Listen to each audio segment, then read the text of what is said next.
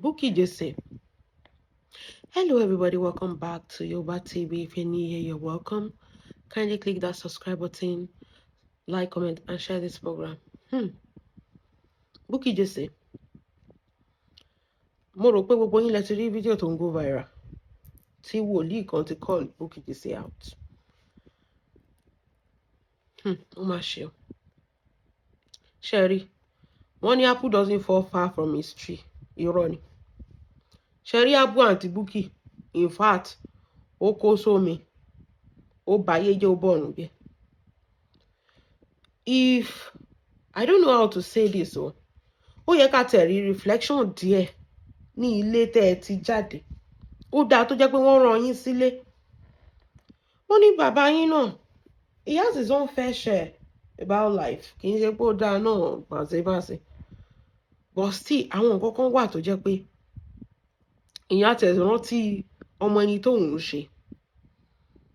Aunty Bukky, you are not a nice person. Bẹ́ẹ̀ ṣe máa ń rò pé ẹ portray pé ẹ dáa. No. In fact, kò sí anybody gan tẹ́ ti ṣe nǹkan tó dáa fún rí. Ara yín nìkan lẹ máa ń dù. Anything that will belleful you, that will, yourself, a selfish person.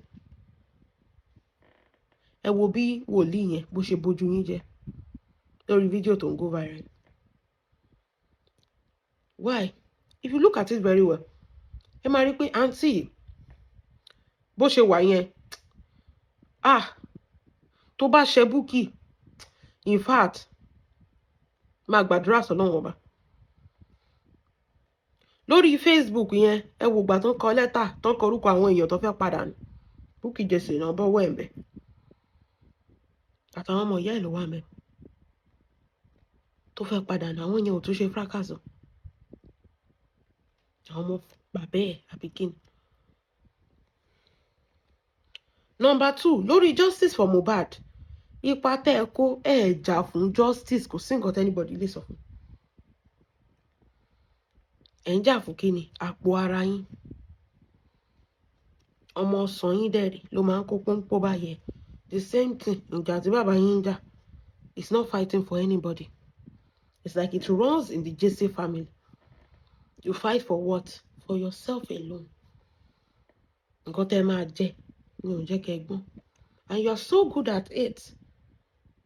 In fact, you know how to do the game.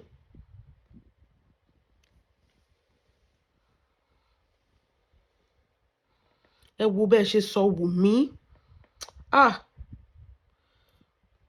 Ẹ jẹ́ sọ kíní kan fún yín. Mo rí P&P, Pause and Ponder, tó update kíní kan pé lọ́n report picture ọmọ yín ní orí page o. Ẹ jọ sọmọ yín ò jalè lóòótọ́. Tẹ́ fi lọ́n report picture. Ó wà lórí Google, tẹ́ bá tẹ report ẹ̀ lórí Facebook, gbogbo ayé ló mọ̀ pé ọmọ yín jalè.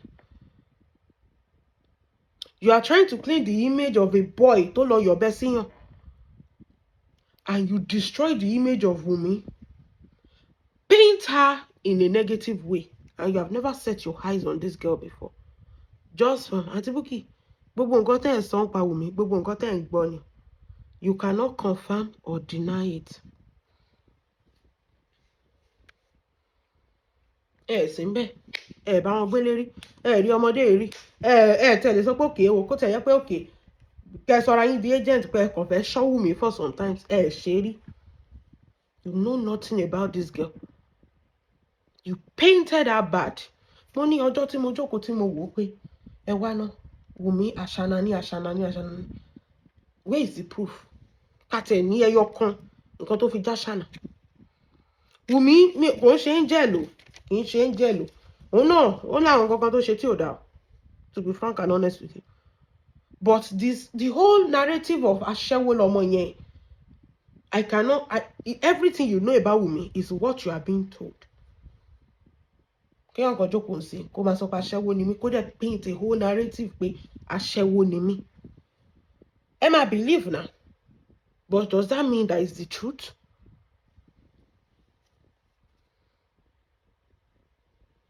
Not a single proof pé aṣẹ́wó lọmọ yẹn. But different narrative from Aunty Bukky ló bẹ̀rẹ̀ gbogbo rubbish. Just because she cannot get access to Wunmi.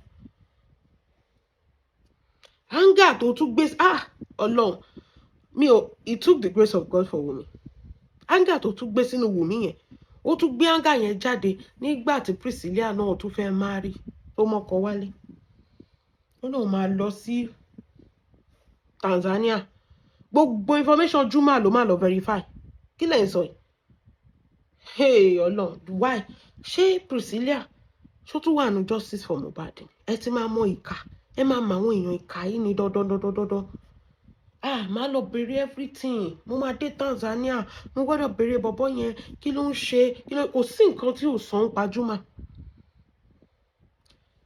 Kì í ṣe pé Juma ló ṣẹ̀ o, kì í ṣe pé Priscilla ló ṣẹ̀ o, kì í tiẹ̀ ṣe pé Ìyábọ̀, bọ̀ torí pé ó fẹ́ Ọlọ́run ilé ayé, torí pé ó fẹ́ get Wunmi, ó wá attack gbogbo àwọn èèyàn tó surround Wunmi. Everybody. Torí pé ó fẹ́ get Wunmi ló fi attack Ìyábọ̀, ló fi attack Priscilla, tó tún mú lọ sí Juma.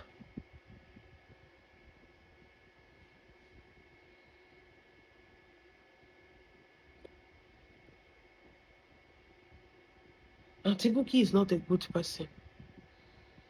Tó bá ń bẹ́ ẹja bí kò kú ni, as long as tó bá ti lè ṣe nǹkan tó fẹ́. Èmi wá wò pé gbogbo attack tó ń ṣe fún Wunmi yẹn kò bá má tó yẹn tó bá jẹ́ pé ó ti rí access sí Wunmi, tí Wunmi ti explain side of the story, but torí pé nǹkan tó fẹ́ gogogogogogogogo kò rí nípa Wunmi, torí ẹ̀ ló ṣe kí ni, ló ṣe strike ọmọ yẹn tó tó yẹn. Ọmọ kékeré mà lọmọ yẹn. Kò sí orúkọ, kò sí bí ó ṣe bà ọmọ yẹn jẹ́ tó. Ọmọ kékeré mà lọmọ yẹn. Ìwọ tó bọmọ lọ́mọ jẹ́ ló ṣẹ̀ wá ń try láti paint image ọmọ tiẹ̀ dá, tó ń yọ picture ẹ̀ kúrò lórí Google, tó ń report ẹ̀. Ẹ jọ̀ọ́, ṣé táwọn sọ pé God share problem for everybody, ṣé kò dá bọ́lọ́run ṣe share problem fún gbogbo èèyàn báyìí? Ṣé kò dá bí Ọlọ́run bá ṣe share problem fún everybody ń sìn? Torí tó bá yẹ pé ìwọ ló bí Wunmi, ìwọ gan wàá máa try láti máa yọ gbogbo ọ̀rọ̀ òṣì tó ti sọ ń pa ọmọ yẹn kúrò lórí internet, the same way you are using your hand to report people that are posting your son. Wọn ò parọ́ mọ́ ọmọ ẹ̀ jalè tó ṣẹ̀wọ̀n ni, ó yọ̀bẹ síyàn, ó fi obtain. You are trying to clean the image of your own son after you have tarnished another young girl. You brought the whole Ashana narrative on this social media.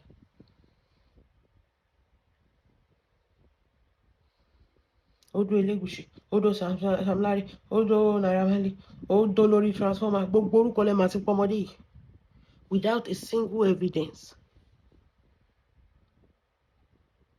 Ìkànnì. Torí pé you could not get what you want. Apple wọn wá sọ pé ó fall far from the tree. Wọ́n ní bàbá yín náà bó ṣe dájú náà ni. Tara yín nìkan lẹ mọ̀. You don't care. Ẹ jọ̀ọ́ Aunty Bukky, mo fẹ́ béèrè question kan lọ́wọ́ yín. Tẹ́ bá wá ṣe DNA yẹn, tán ṣe DNA yẹn tó wá rí pé Mohbad ló lọ́mọ. Ẹ jọ̀ọ́ ibo lẹ tún fẹ́ yí narrative yẹn lọ? Ibo lẹ fẹ́ yí narrative yẹn lọ? Tó bá parí DNA pé Mohbad ló wà lọ́mọ. Ṣé ẹ máa wá sọ pé àṣànà tẹ́ ń pe Wunmi yẹn kì í ṣàṣànà mọ́, because nǹkan tí mo fẹ́ mọ̀ nìyẹn. Torí ẹ̀yin lẹ sọ pé ó ti pín kárí, Sam Larry ló lọ́mọ, kò lè jẹ́ Mohbad, kì í ṣe Mohbad ló ní Liam.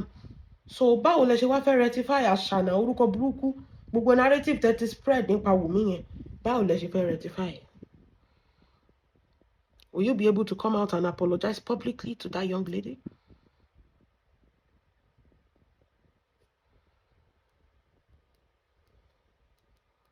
Will you be able to come out and apologize publicly to that young lady? Àwọn nǹkan tẹ́mi ní kí béèrè lọ́wọ́ yín nìyẹn. ó dàbí wòlíì yẹn ṣe bojú yín jẹ́ tó tún rán yín padà lọ sílé.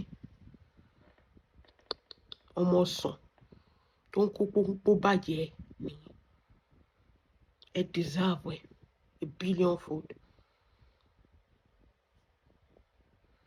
Ẹ̀yin bá yí ọmọ lọ́mọ jẹ́, ẹ wá ń yọ picture ọmọ yín kúrò lórí Google. Ẹni ẹ máa cancel Juma. Ṣé Juma wá jọ ọmọ Nàìjíríà ni àbẹ́ rí inú 15 people tó wà nílé? This is wickedness woman yẹn ti pọ̀ jù. Ó ti pọ̀ jù. Ṣé Juma ṣé ọmọ Nàìjíríà ni? Ọmọ ọlọ́mọ tó ṣẹ̀ bẹ̀rẹ̀ láìfọ̀ ẹ̀. Ọlọ́run ló yọ ọmọ yẹn pé kò ní ẹni skeleton bẹ́ẹ̀ ṣe máa paint ọmọ yẹn bad nìyẹn torí pé kí ni ẹ fẹ́ fi bá Ìyábọ̀ Òjó jà. Ẹ wá sọ pé tẹ bá ń sin Ọlọ́run. Tẹ bá ń sin Ọlọ́run, Ọlọ́run ò sí yín o. Kò sínú yín. Ẹ kàn ń pe orúkọ Jésù ni kò lè jẹ́ fún yín. Ẹ ń báyé gbogbo èèyàn jẹ́. Ọmọ Wùmí bẹ́ẹ̀ ṣe parọ́ ọmọ nìyẹn lóríṣiríṣi.